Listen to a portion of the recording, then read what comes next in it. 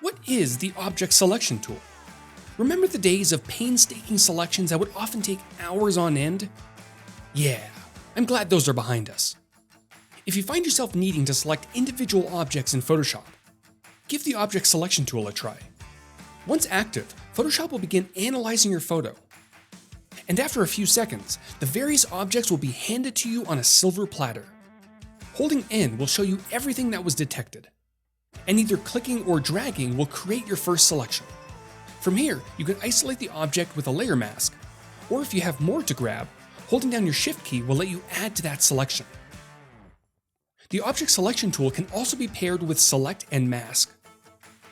So if you're working with a subject that contains hair or fur, you can make your initial selection, then refine a way to dial in your results. And that's a quick look at the object selection tool in Photoshop. Thanks for watching, everyone. Be sure to subscribe for more content, follow me on Twitter, and I'll see you all next time.